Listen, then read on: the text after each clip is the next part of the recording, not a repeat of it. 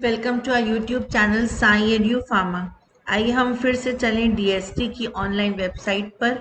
और वहां जाके देखते हैं कि कौन कौन से फाइनेंशियल ग्रांट्स या कौन कौन से स्कीम्स अभी ओपन हैं। तो ये देखिए हम आ गए हैं online.dst.gov.in में और इसमें कौन कौन सी स्कीम्स अभी ओपन हैं presently. DST DFG joint call और international research training groups open है, वैभव फेलोशिप ओपन है, नेशनल क्वांटम मिशन ओपन है, promotion of university research and scientific excellence जिसको पर्स ग्रांट कहते हैं वो भी ओपन है, और साथ ही साथ Curie and Vidushi grant open है। तो आज हम स्पेशली देखेंगे विदुषी ग्रांट को, वो क्या होती है और उसकी क्या क्राइटेरियाज होते हैं और कैसे हम उसको अपलोड कर सकते हैं, हम कैसे उसको अप्लाई कर सकते हैं। तो बेसिकली विदुषी का फुल फॉर्म है women's instinct for developing and ushering in scientific Heights and innovations. Basically ये जो प्रोग्राम है ये विमेन साइंटिस्ट या एंटरप्रेन्योर्स को एंकरेज और सपोर्ट करने के लिए है, जो सीनियर विमेन साइंटिस्ट हैं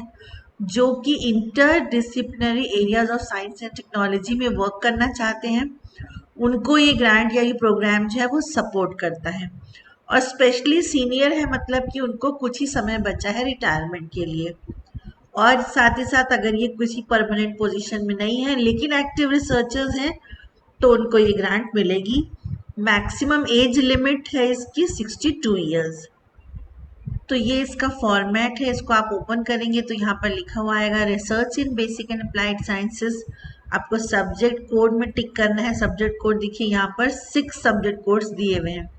फिजिकल एंड मैथमेटिकल साइंस का पीएम है, केमिकल साइंस का सीएस, लाइफ साइंसेस का LS, earth and atmospheric sciences का EA, engineering and technologies ET and SNT based societal research है एसआर। तो ये 6 कैटेगरीज है जिसमें कि हम अप्लाई कर सकते हैं। सबसे पहले हमको डिक्लेरेशन देना है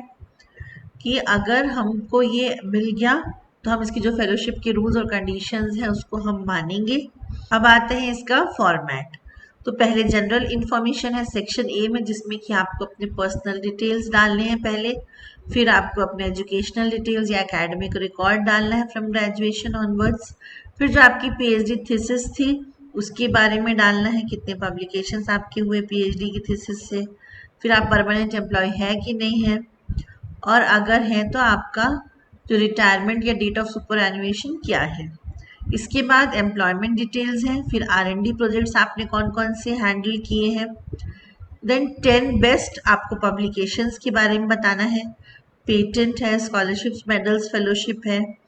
साथ में आप क्या किसी को इन्वेस्टिगेटर को लेना चाहते हैं, इंस्टीट्यूशंस एंड साइंटिस्ट जो कि काम कर रहे हैं जो आपके एरिया ऑफ रिसर्च है उसमें।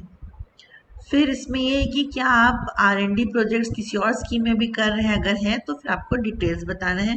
इसके अलावा अगर आप कोई और इन्फॉर्मेशन देना चाहते हैं, और साथ में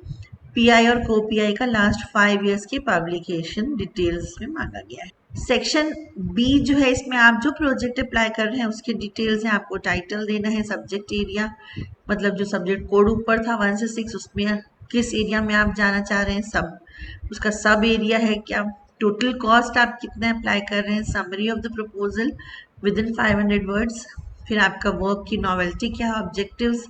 फिर उसका नेशनल इंटरनेशनल स्टेटस क्या है, मेथड पूरा डिटेल में बताना है, वर्क प्लान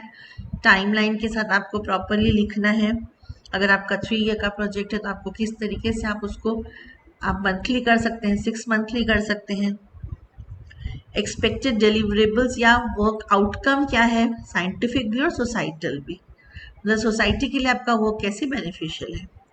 फिर आपके significance of the expected outcome with respect to the state of the art in the field, फिर आपके नेशनल प्रायोरिटी गोल्स क्या हैं, फिर ईयर वाइज आपको प्लान ऑफ एक्टिविटीज देना है related to scientific social responsibility, then facilities आपके पास कौन सी अवेलेबल हो सकती हैं होस्ट इंस्टीट्यूट से। इसके बाद ये बहुत इंपॉर्टेंट है, आपको एक फाइनेंशियल रिक्वायरमेंट या बजट देना है, जिसमें कि पीआई की फेलोशिप होगी, अगर आपने रिसर्च असिस्टेंट रखना है तो उसका होगा, breakup for 5 years, then research grant up to 5 lakh per annum, then overhead charges at the rate rupees 1 lakh per annum दिया जाएगा। तो यहाँ पर तो आपने बजट दे दिया, अब बजट का जो आपके आइटम्स हैं वो आइटम वाइज आपको जस्टिफिकेशन देना है कि आप कोई चीज़ मांग रहे हैं तो क्यों मांग रहे हैं। इसके लिए आप चाहें तो हमारा एक बजट वाला एक हमने वीडियो अपलोड किया हुआ है, उसको आप जाके देख सकते हैं।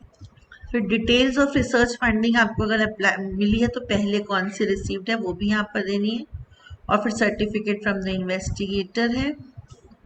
और फिर certification by the head of the institute है, और ये लास्ट में इसमें पूरी जो भी पॉलिसी है कॉन्फ्लिक्ट ऑफ इंटरेस्ट की वो भी यहाँ पर डिटेल में दी हुई है, जिसको आपको अच्छे तरीके से पढ़ना है। So thank you so much, stay connected with Sai edu pharma.